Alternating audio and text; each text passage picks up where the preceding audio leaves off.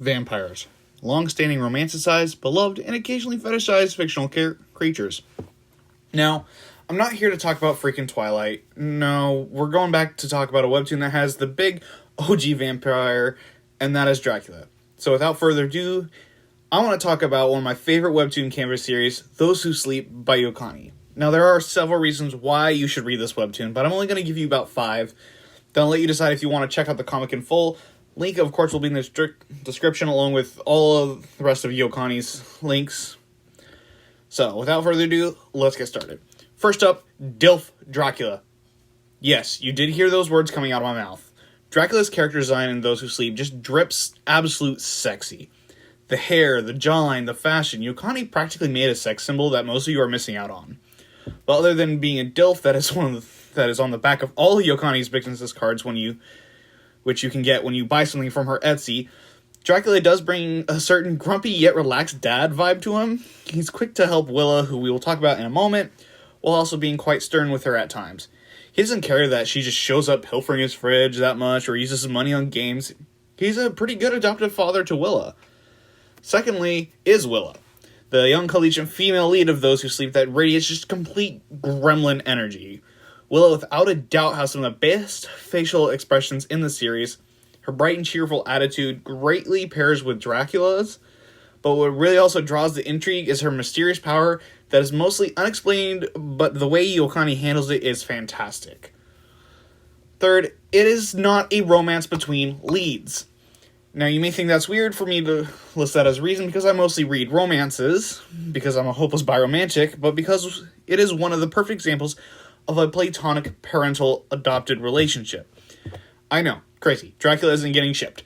It feels natural and right in the story. There doesn't feel like any forced romance, because there is none to force. Fourth is that Yokani, the author, knows her cryptid lore. She has really studied up on the source material and is a fan of the genre. I didn't know that a dogman was a thing, and not just a werewolf, until I read Those Who Sleep in One showed up. There are also appearances by, Dr. Frankenstein, his creation, who is just as fun as Willa is and seems like a big buff teddy bear. He's honestly one of my favorite characters in the series.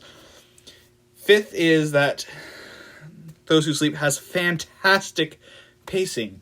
Nothing has felt rushed or dragging too much, even on updates. They come at a reasonable pace, the story progresses smoothly, and keeps you on the edge of your seat during its cliffhangers and its what-the-fuck moments.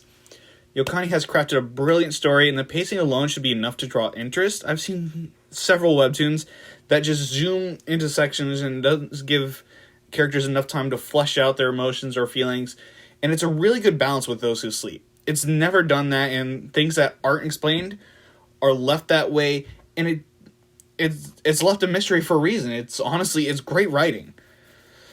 So, without making this video super long, that's going to do it for this video, so be sure to check out Those Who Sleep on Webtoon Canvas, and maybe nominate for originals, because I know Webtoon is having one of those things right now, so, you could totally just nominate Those Who Sleep right now.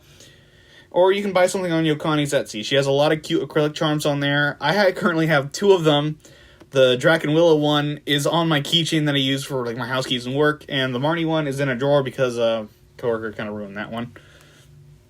Also, be sure to join Yokani's Patreon if you do like Those Who Sleep, as it really supports Yokani. And if Those Who Sleep isn't your cup of tea, but you like the Conjuring movies, then follow Yokani on Twitter, because Patrick Wilson is her favorite genre ever.